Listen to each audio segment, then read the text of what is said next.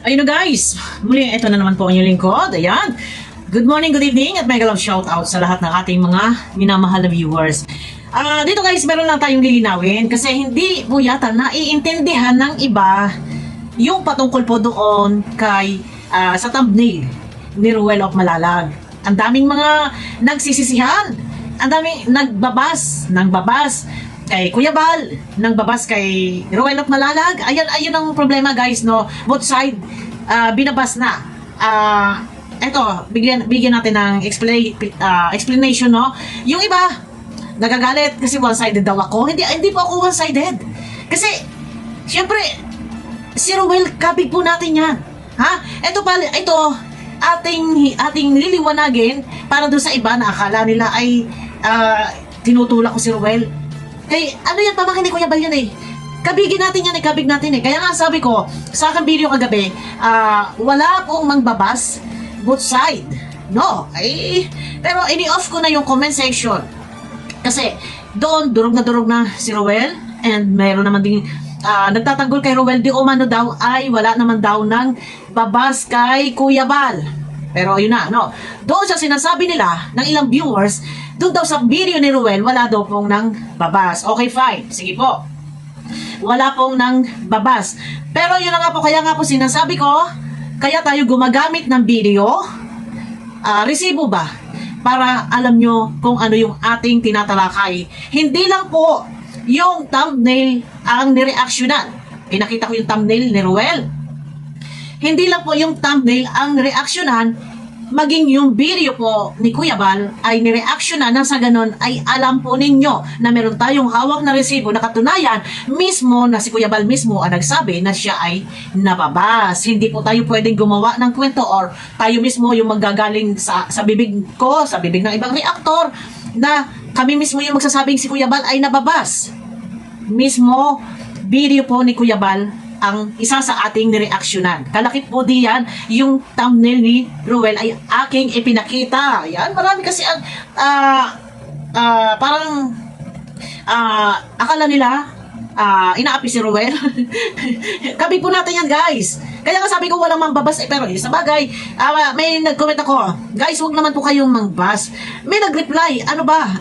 Wala, may freedom of speech tayo. Yung sabi nung nag-comment, wala ba kaming karapatan na magpahayag ng aming damdamin? O yan, parang pinagtatanggol si Kuya Bal, no? Na totoo naman daw, nabas daw si Ruel. Sabi naman ng iba, hindi naman daw doon nabas si Ruel. Pero kung yung iba, wala na po kayo napanood na pangbabas kay Kuya Bal, maaaring ito po ay naagapan na dinidelete na po. Yun. Pero mismo doon na lang po muna tayo babase sa pahayag po ni Kuya Bal. Wag na po muna sa thumbnail. Wag na po muna doon sa sabi-sabi ng iba. Ito guys, iparirinig ko po sa inyo guys para ito po ang aking nare-reactionan yung mismo salita ni Kuya Bal. And pagkatapos po nito, iparirinig ko muna sa inyo, no? Pagkatapos po nito, liliwanagin ko ang patungkol po sa thumbnail. Ito muna guys, dito ko na lang kukunin sa aking upload, no? So yung mga nag-type sa akin dyan doon sa vlogs ni Ruel, binabasa ko ay, kasi kung parang yung kasi clickbait yung iyong akala ay binabayaan kita. Nasabi ni Kuya Bal, ayusin mo, Ruel, yung iyong kasi baka ang alam ng iba ay pinabayaan kita. Yan ha, baka kasi hindi nyo maintindihan malagaslas. Anong beses dyan Ruel sa yung upload na ipabay video mo, akala init. Ang dami kong basher dyan, Ruel, sa iyong yan, sa iyong video, yun o. Kita. Sabi ko sa kanya, Sabado nandyan ako, bukas, ganun. At pwede akong sumama sa house blessing. Sa vlogs ni Ruel, binabasa ko ay. Ayun na guys, yun lang po yung ating pinagbasihan. Kasi kung wala po mismo na sinabi si Kuya Bal, hindi tayo pwede ditong gagawa-gawang kwento na mismo sa bibig ko or sa bibig ng ibang reaktor manggagaling na, uy, si Kuya Bal, binabas doon kay Ruel.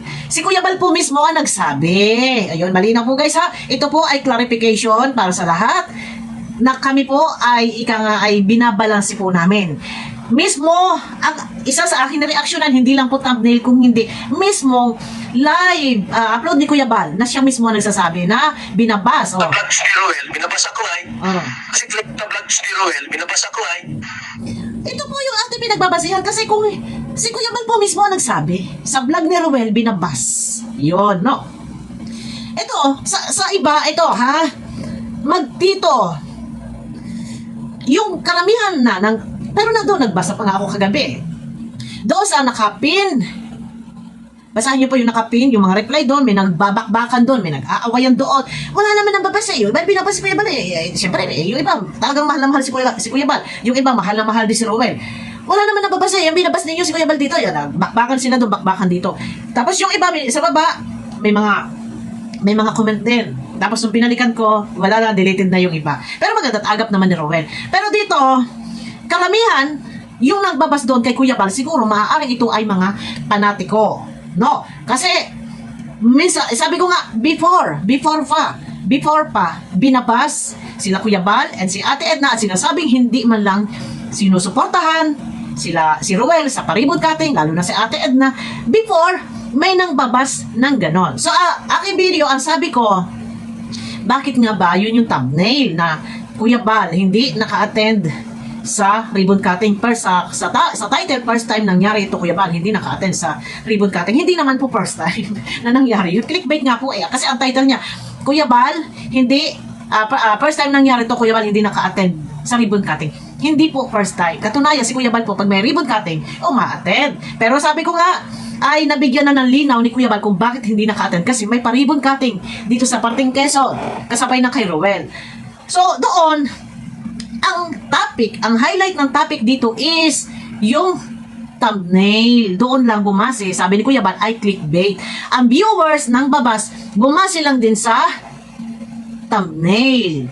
Binabas nila si Kuya Bal dahil nga doon sa thumbnail. Kaya ang sabi ko, siguro mas maganda next time, lesson learned, huwag tayong gagawa ng ganong klaseng thumbnail dahil doon ay matitrigger. Ano yung matitrigger?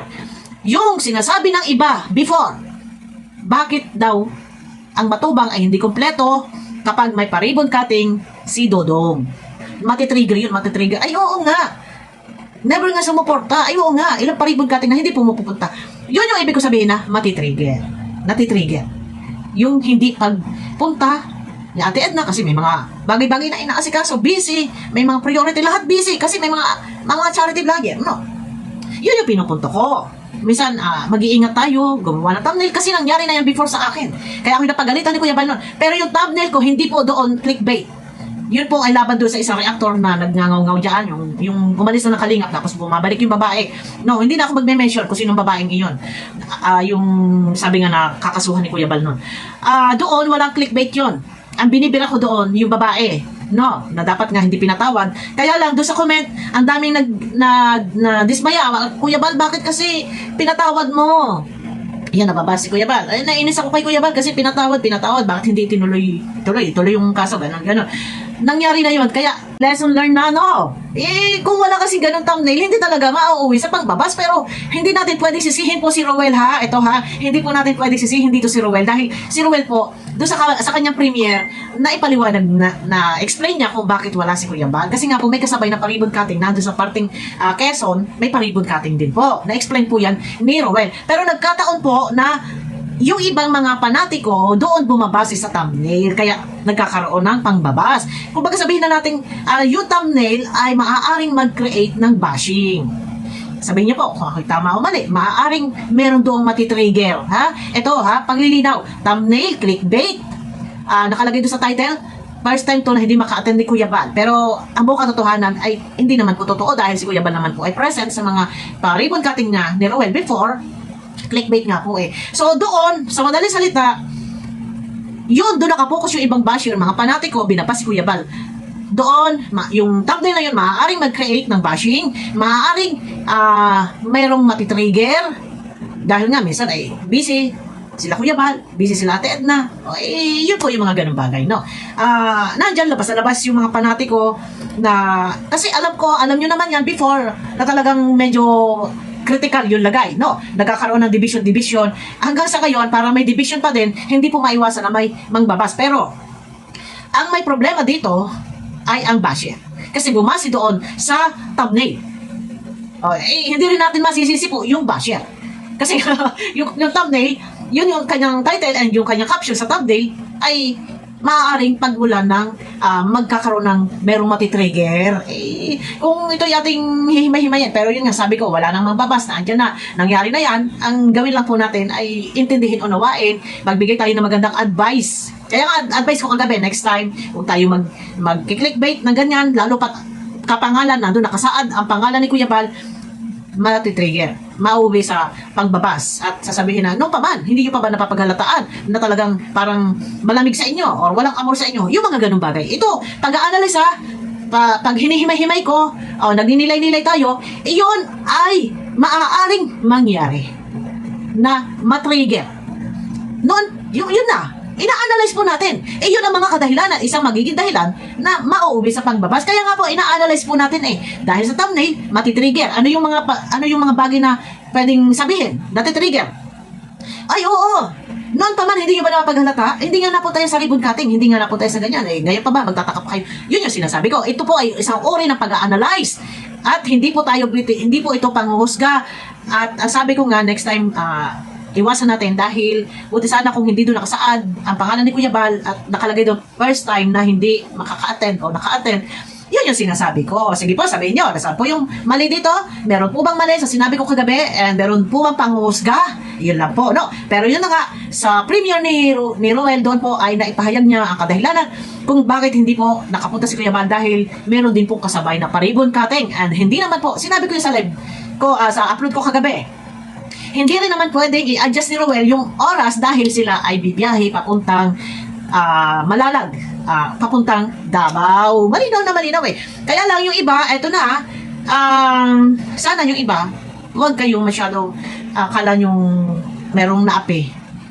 Wala pong dapat maapi dahil parehong matubang, pamangkin ni Kuya Bal, si Kuya Bal ay founder, yayakapin po natin silang pareho.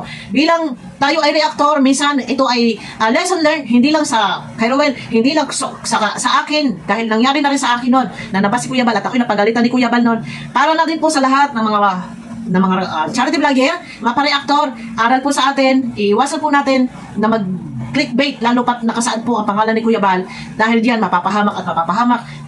Mauuwi po sa pangbabas at bandang huli ay maaari po tayong masisi. Yan, malinaw po yan guys, no? Malinaw po at hindi naman hindi naman kagustuhan ni Ruel na mabasi Kuya Bal. Yun na-explain naman ni Ruel sa kanyang premiere. Yun nga lang, yung basher doon bumase sa clickbait. Yung sabi nila, walang nababas sa premiere, walang nababas sa ganyan, walang nababas. Guys, hindi po, ang pinag-uusapan dito ay yung live chat. No, live chat. That time na naka-premiere, hindi po doon. Wala pong nabas doon. Wala pong nabas doon sa live chat nung time na naka-premiere. Doon po, after ng premiere, doon na po sa mismong upload na. After premiere, sa comment section, nandun na po ang mga pangbabas. At sabi ko nga po, lilinawin ko guys, no? Mismo si Kuya Bal po ang nagsabi na siya ay nabas. At sabi nga ni Kuya Bal, ayusin mo Ruel ang iyong thumbnail at baka sabihin ng tao ay ikaw ay aking pinababayaan. Yan. Hindi po ako bumabase, tayo or kung sino mang ibang reactor, hindi bumabase sa thumbnail lang. Nakabase po sa pahayag ni Kuya Bal at hindi na dapat pang pagtalunan at yung mga basher, lawakan nyo ng kaisipan ng unawa at tayo bilang reactor, tayo nag-analyze lang at nasa ganun syempre, reactor tayo. Ano man ang maging topic dyan, topic din natin as reactor, kasama po yan, no? Ayun na guys, kita-kita po tayo sa aking next video. Ito explanation lang para sa iba na hindi naintindihan. Wala po tayong dapat iba. Sabi ko nga sa video ko kagabi and nag-comment ako sa comment section na walang dapat ibas. Ito ay, kumbaga, parang sa lahat, kumbaga, for awareness sa lahat ng mga vlogger reactor, mag-iingat tayo sa clickbait. Dahil yung clickbait ay mapapahamak. Nakakapahamak po ang clickbait na yan, no? Ayun na guys, abangan nyo ako sa aking next video po. Bye-bye!